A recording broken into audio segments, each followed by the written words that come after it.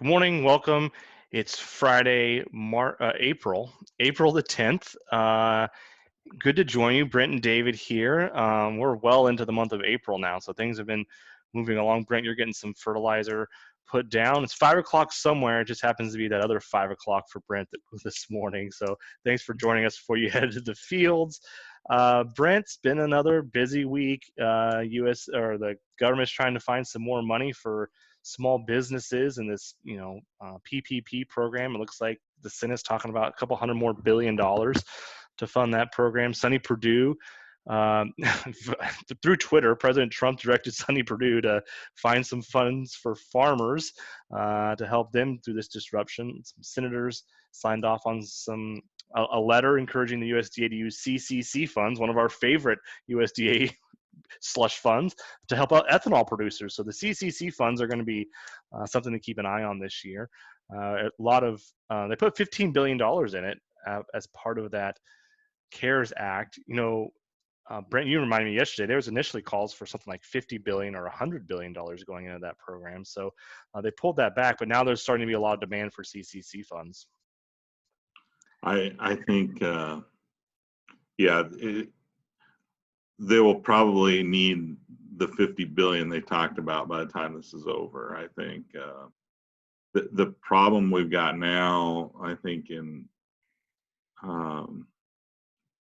starting to see lots of news of farmers dumping product, period, whether it's milk or fruits and vegetables. And the whole supply chain problem with the restaurants it's a big issue, and it's going to get worse. And there are going to be a lot of farms significantly impacted by this. So they're going to have to open the spigot up a little bit. And I think the interesting challenge that they're going to have is some of those farms, at least on the produce side, are probably not getting government program support in the past, and are extremely large operations on top of it. So it's going to be interesting to see how USDA handles all of this. But the problems in dairy persist. They've been bad for a long time, and it's not getting any better. And I think one can look at the crop sector and see that there's a train wreck coming. And so USDA is going to be spending a lot of money the next 12 months, which is kind of why you're putting together a question on, how much money actually are they going to spend? And so we're working on a new question. It's going to be, total direct payments that the USDA is going to spend out. We're going to look at that in a post, looking back at what's been going on. We have a question in there about MFP program payments, and so it'll be interesting to see what they roll out, right? Is this an extension of an MFP program, or is this sort of an entirely new program that they're going to call this? So that's going to be important to keep in mind. It's also worth remembering, Brent and I were talking about this beforehand. It was about a year ago, right? This is when Sonny Perdue said no MFP in 2019. And a week later, Pence said, yes, we're going to do it. And the USDA started working on this. And I think the lesson to keep in mind for producers is that it was roughly that April, May, or actually end of March, 1st of April window. It took us until May until the USDA said, okay, we're going to do, this MFP program. It's going to be this much money. And then we had to wait until was it July, Brent? The end of July, when the USDA finally came out with the formulas that you could plug your numbers in. And then half of that money wasn't spent until March, or that was the third 25%, the 50 to 70, and then the final 25% wasn't approved until January of this year. So I think the takeaway for managers here is that it's going to be a while before you have numbers to plug into your budget. And in addition to that, it's going to be a while before you have all the numbers that you can plug into your budget. So it's going to be, I think, it's going to be a helpful program, but it could be challenging to actually manage that going forward. Yeah. And then the Fed was out yesterday with some big announcements of even more programs, buying all kinds of securities. it's really unprecedented, and the pressure on the economy is immense. And you started out, you had kind of a mental slip saying, "Well, it's March," and it feels like it's still March because it feels like this is the longest uh, 3 weeks in history, or 2 weeks. I mean, how long has it even been? I mean, you really think back about it. The economic pressure is absolutely intense, and I think the pressure to start the economy is going to kick in real soon, real hard, real soon, and I just think it's inevitable that they're the economic pressures associated with this are just beyond uh, substantial. Yeah, I'm looking through my notes here. I believe is March, we all have different field goals to keep things in mind. So I was looking at my notes. It was the week of March 9th. It was actually the evening of March 9th when Purdue University, um, here in my backyard, when they said we're going to go on spring break the week of the 16th, and we're not going to bring students back on campus right away. And so it's been right at, this is the fourth week since that happened. And it's worth noting that the beginning of that week, it was very early in the social distancing activities. And then by that end of that week, it was much more rampant. So the 16th has really been the beginning part of that stay at home, socially isolate situation. So yeah, I was on a plane at the end of February, right? So it's about 5 weeks ago, I was actively traveling. So it's just amazing how it just shut down really fast. And I think now we're going to see the other side of this question is how fast does the economy come back on? And so, we're going to Yeah, share another. Go ahead, Brent. well, I did that. I did a program in Pennsylvania, first week of March. And I remember I told them, I'm like, if you had this a week later, we wouldn't even do it. And they kind of looked at me really funny. And I'm like, no, this is a bad deal. And they're like, really? And I'm like, yeah, it's gonna come to a grinding halt, and it did. Yeah, you were even debating about whether or not driving. It was sort of that really weird in between phase of starting to play out. So we're going to update a post here, looking at the daily, the daily cases of COVID here in the U.S. It's been a post we've been updating weekly. If you're following that along with us, you'll be familiar with the routine. But we had about 468,000 cases yesterday. Um, you know, that's a big number. It's a tragic number. But we've been gaining additional cases somewhere around 7%, about a 7% growth rate. And if you've been listening along with us, we were about 14 or 15% last week, of course, 20% 2 weeks ago, and 30% during the height of the crisis. The challenge here is that we've been adding about 30,000 cases a day for the last solid week. So the growth rate's coming down, but that's, the denominator keeps increasing. So we've been sort of steady state here around 30 to 33,000 additional cases. And so I think this is going to be starting to be the pressure on the economy to come back on. This is a positive development. And I guess the question we all have to wonder is, at what point do we start to turn the economy back on? It's worth noting, we took the 14% growth rate last week that we were looking at on Friday last week, and we said, okay, what should the growth rate be today? And it's about 600,000. So we're at 470 or 468 compared to 613. 180,000 fewer cases just in a week. If you go back 3 weeks ago when we had our initial projections of doubling every 2.5 days, or a 33% growth rate, which we saw earlier, that would mean we'd have about 5 or 6 million cases this weekend. And so we've made some dramatic improvements in the growth rates, even as testing has increased. And so some positive developments there. Yeah, absolutely. I mean, the growth rate is slowing, and that's the key thing. And in terms of exponential growth, it's slowing, and that it gets harder to continue to do that, to grow at those rates, as we've been saying for a long time.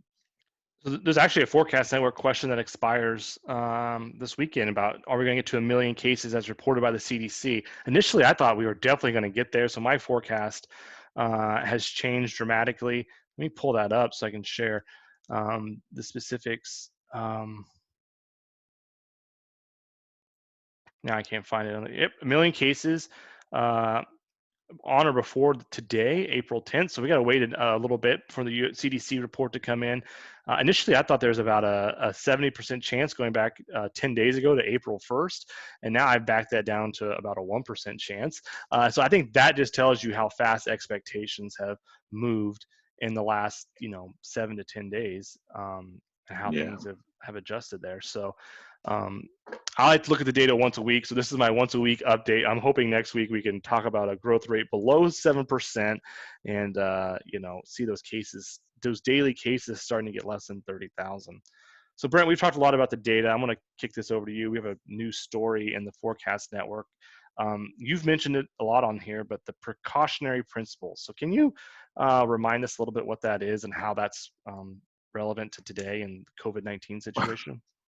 Well, it just seems to me scientists love the precautionary principle, which basically says, you don't adopt something until you're sure that, it's going to not do any harm. And I think we're kind of using that to guide our policy on the COVID right now. I mean, so you're seeing people say, "Oh my gosh, you can't restart the economy because we don't know what's going to happen, and it could be really bad." And yes, it could be bad. So we don't want to open it back up. And I think that kind of framework is really driving a lot of our policy decision making right now.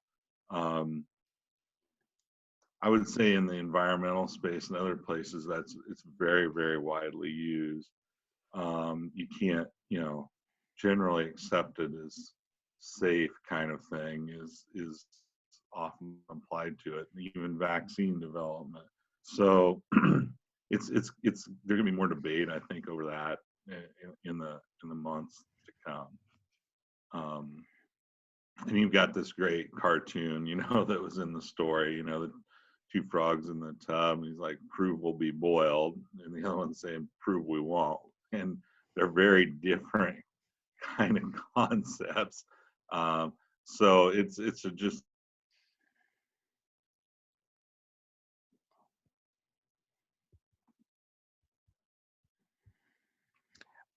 I think my internet here is giving us some problems. I can't see or hear Brent at this point. So, as he was saying, are you there, Brent? yeah, I'm still here. You Oh, hear me? my internet went unstable. So you sort of, we lost you there. We didn't see your picture. We couldn't hear you. We lost you Huh. mid-sentence. So I don't know what the recording is going to be here, but, I think what I think is most important for you as a decision maker is you got to recognize when you're using the precautionary principle versus whenever you're to the other side of this pendulum, when you're saying, prove that we're going to be boiled while you're sitting in a pot of water. And so I think, we just got to recognize that right now the conversation is we always got to recognize where we are in the decision making process. And right now with COVID, it seems to be more of this precautionary principle. So we'll see how that plays out over the next few weeks, and think about how it impacts your decision making. Well, the big thing in the ag space, I think this week is, in next few weeks too, is, ethanol demand problems. There's a couple things I'd like to point out that I've heard people say a lot, and I think they're wrong. I say, well, ethanol demand is down because oil prices are down, and I think that's wrong.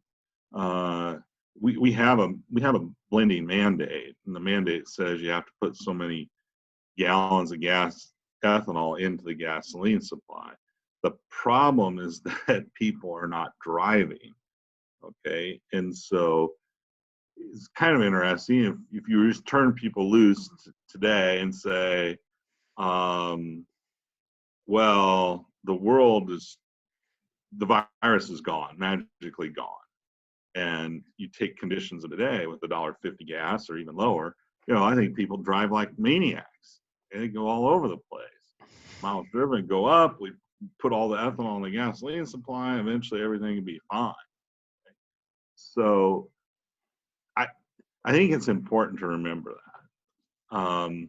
Now, where ethanol is substituting for gasoline and competing with gasoline, then and the mandate is, to get demand over the binding of the mandate, then they're right, okay.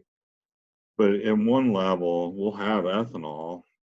We just got to get people driving. And we had a story last week with Seth Meyer, former chief economist of the World Outlook Board. So that he really outlines that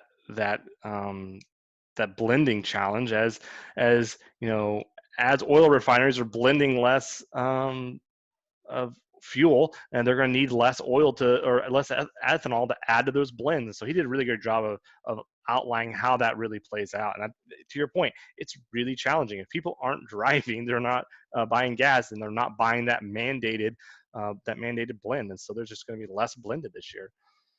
Yeah, and then on the corn price side, I mean, we are, it is just, to me, fascinating. It's like watching a slow motion train wreck, right? We're marching toward planting a huge corn crop right now, with corn prices that are not economical. And if we were to grow, even at night, even David, with a robust demand situation, 94 plus million acres of corn was going to be a big supply with reasonable yields. And now we're talking about even more acres of corn and not a robust demand situation. And you're kind of going, how is this going to work out? Probably not well. And it's worth noting. I mean, it's not just the ethanol story, Brent. It's that China still hasn't bought in soybeans, right? We're still in this scenario where we're still dealing with the hangover, I guess if that's the right phrase here, of the trade war. And so we still have demand destruction on the soybean side. We're facing demand destruction from the ethanol and the corn side of the balance sheet. And wheat hasn't been favorable the last few years, and so that pushed us to this 180 million acres of corn and soybean production here in the U.S. And this 180 million acres of corn and soybean production, with so we have peak corn and soybean acres. 180 million is about as big as it gets, and we've been there for 3 years, unless Mother Nature intervenes, which she did thankfully last year. In We got there 3 years ago, and now we've done nothing but pull demand back.